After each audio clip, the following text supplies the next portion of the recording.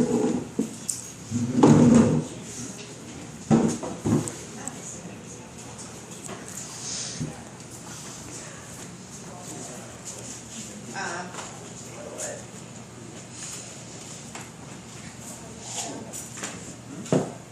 ahead. Okay, so tonight I have two different poems. The first one is called Misremembered Fun. Let's see.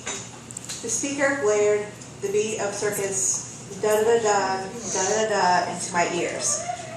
One hand flies up to my ear, and one hand clutches a sweaty hand, your hand. You blink at me with red-rimmed blue eyes that look at me in the mirror, that look back at me in the mirror every morning. The circus music stops and starts again, and I pull us away from the dying speakers.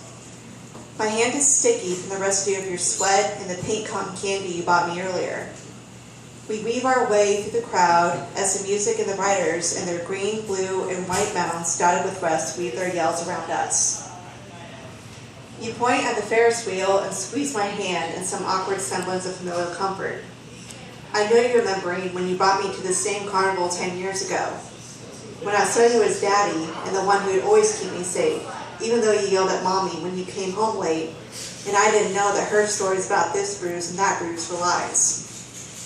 I didn't care that the only time you played with me was when you were drunk, and that one time you threw me up into the air, and for a moment I was flying, and I wasn't afraid, because I knew you would catch me, but I hit the floor instead, and my arm splintered into a supernova of pain.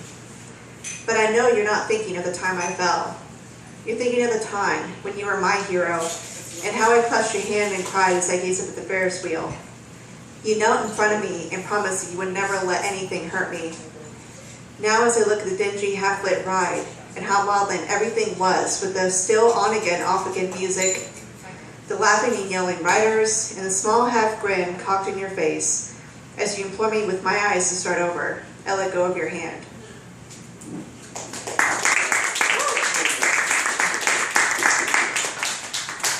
And this one doesn't have any title, so we'll just call it Untitled.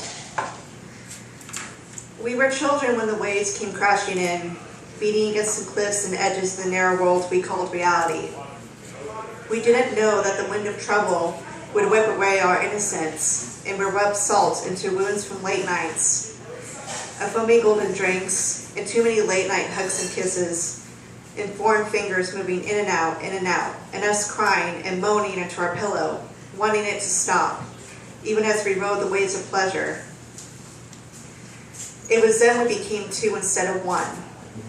Too many times of whispers of quiet in our ears, and Mommy looking the other way, and as hubby came into her room in the middle of the night, and teachers ignoring signs and symbols and things in front of them, we learned how to hide from and within others.